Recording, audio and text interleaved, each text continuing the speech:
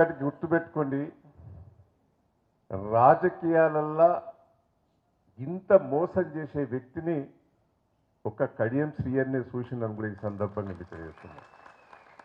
తిన్న అన్నాన్ని కూడా మర్చిపోతాడు, ఎవరు పెట్టిందని కూడా మర్చిపోతాడు. మీ అందరికి తెలుసు. ఆయన కష్టం ఉన్నప్పుడు మనం ఆపదలు ఆదుకున్నది అది మర్చిపోతాడు. మనకేదైనా కష్టం వచ్చినప్పుడు నువ్వు ఎవరో ఉండే మీకే ఎక్కువ ఎరక వింటాందా. ఇవన్నీ కూడా మనం అనుభవించినాం. నేనైతే బాగా అనుభవించిన.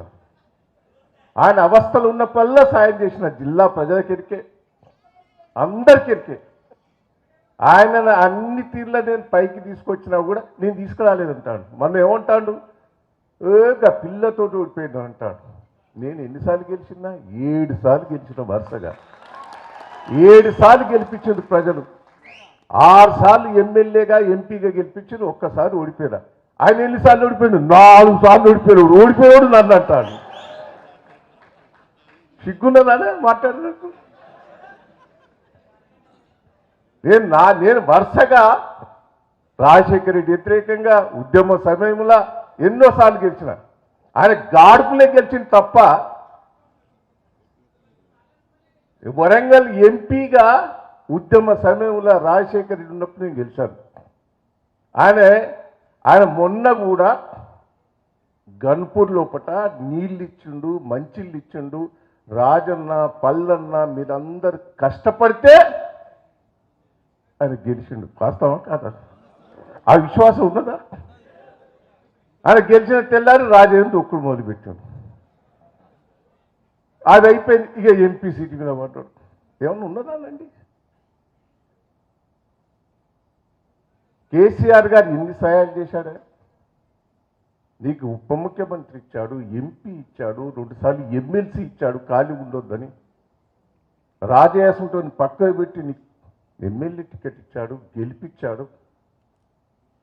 అదే తిరిగా నీ బిడ్డకు సీటు కావాలి కానీ మోసం చేస్తావా? ఆ రోజున తెలుగుదేశంలో ఎన్టీఆర్ చంద్రబాబును మోసం చేశావు. నేను రానన్నా.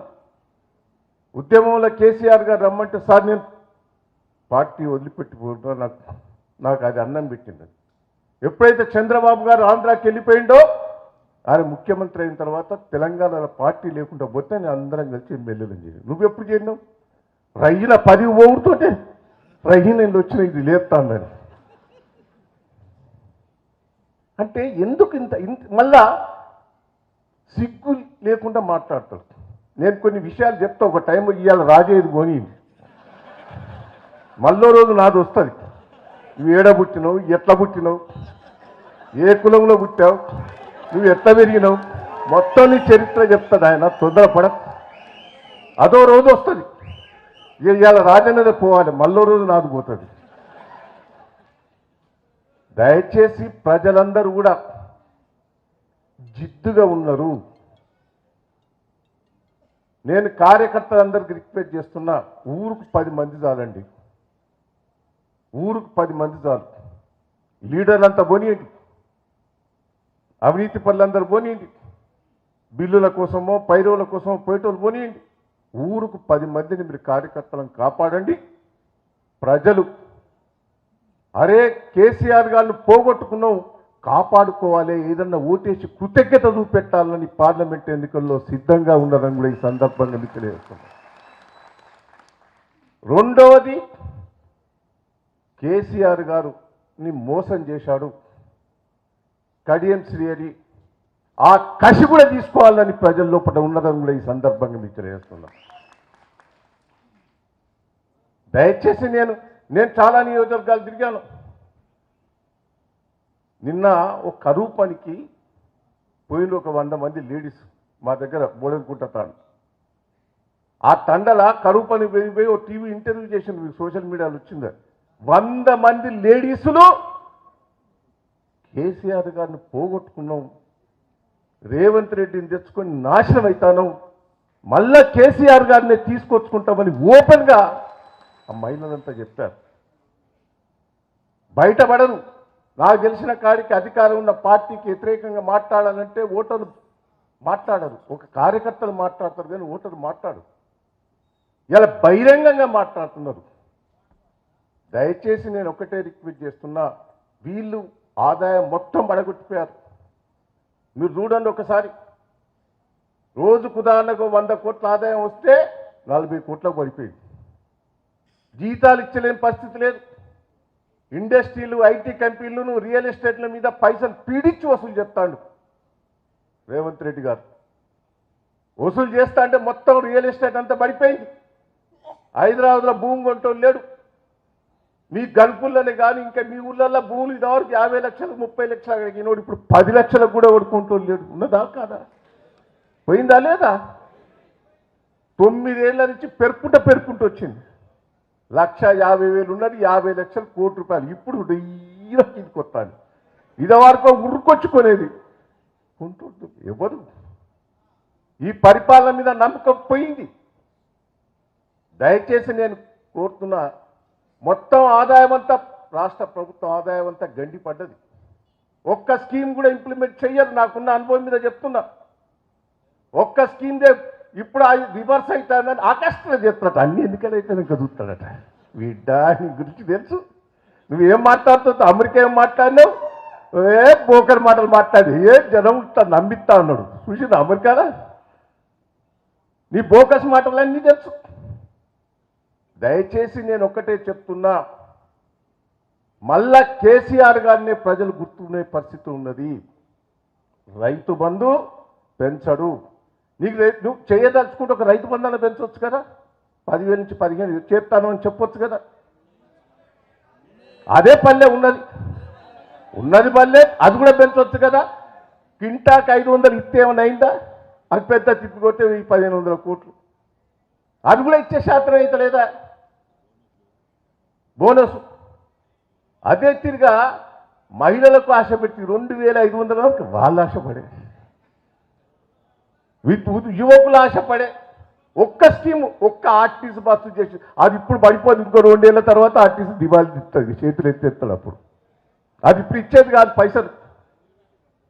దయచేసి నేను ఒక్కటే, బాగా మోసం చేసేది ఇది. నేను ఒక్కటే రిక్వెస్ట్ చేస్తున్నా, మనం కాదు పడగొట్టేది, మనం పడగొట్టాలని అంటలేదు. బీజేపీ పడగొట్టే రోజులు దగ్గరలో ఉన్నదని కూడా ఈ సందర్భంగా మీకు తెలియజేస్తున్నాం. నేను మిమ్మల్ని అందరినీ రిక్వెస్ట్ చేస్తున్నా, కార్యకర్తలు ఉత్సాహంగా పనిచేయండి. మీ అండదండలు ఉన్నాం. ఏ కష్టం వచ్చినా రాజన్నకు చెప్తున్నా, మీ వెనక మేము ఉంటామని కూడా ఈ సందర్భంగా మీరు తెలియజేస్తున్నాం. ఆ రోజు రాజన్న నా కోసం కొట్లాడి రోడ్లు మంజూరు చేస్తే, అవి ఎందుకు మంజూరు చేసినావు? పాప అన్నారు. పాపం దళిత బంధు సంతకం వచ్చింది నా ఫైల్ మీదకి. ఏంబడే ఆయన వచ్చి కూర్చొని సంతకం పెట్ట. అప్పుడెప్పుడో అయిపోయి దళిత బంధు ఎలక్షన్లు 6 నెలల ముందే ఆపింది ఎవరు? నువ్వు కదా. ఇండ్లు ఆపినావు, దళిత బంధు ఆపినావు, రోడ్లు ఆపినావు, స్కీమ్స్ అన్నీ ఆపుతీవి, హాస్పిటల్ ఆపుతీవి, అన్నీ కూడా ఆపుతీవి. నా ఎంబడి కూర్చొని రోజు కూర్చొని ఈ పని ఆ పని ఏం చేయిస్తే మళ్ళీ ఈయన వచ్చి కూర్చొని అన్నీ ఆపేది. వాడు పెద్ద మనిషి వచ్చింది కదా ఏమనుకుంటాడో అని నేను కూర్చొని ఆపేది. అంటే ఇంత గన్పూర్ నియోజకవర్గానికి ఇంత ద్రోహం చేసినా, ఆయనకి ఇంత ద్రోహం చేసినా, పల్లా రాజశేఖరరెడ్డికి ఇంత ద్రోహం చేసినా, నిన్ను కష్టపడి గెలిపించి కేసీఆర్ గారు టికెట్ ఇస్తే ఇదానండి నీ రుణం. వాళ్ళకు ద్రోహం చేస్తే, వీళ్ళకి ద్రోహం చేస్తే, గన్పూర్ ప్రజలకు కూడా ద్రోహం చేస్తుంది. ఇలా పోయింది గన్పూర్ డెవలప్మెంట్ కట్ట. సిగ్గున్నానండి. డెవలప్మెంట్కి పోయిండా అనండి? పోయిందా? ఇది నాది, ఇక ఆఖరిగా నేను నిలబడదంటాను.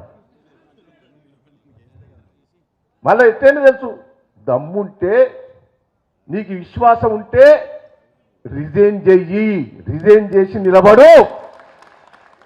అప్పుడు నిన్ను అభినందిస్తా. చేతులెత్తి మొక్తా. నువ్వు రిజైన్ చేసి మళ్ళా గెలిస్తే నీ చేతులెత్తి మొక్తా. అప్పుడు గన్పూర్ ప్రజలు అప్పుడు తీర్పిస్తారు. దయచేసి నేను 7 సార్లు గెలిచిన, ఒక్కసారి ఓడిపోవచ్చు. నువ్వు 4 సార్లు ఓడిపోయాను. నేను మళ్ళా ఇలా పాలకుర్తి ప్రజలు ఏడ్తాను దయన్నను ఓడగొట్టుకున్నావు ఏదో గాడ్పు వచ్చినట్టు వచ్చిందనేది మొత్తుకుంటాను.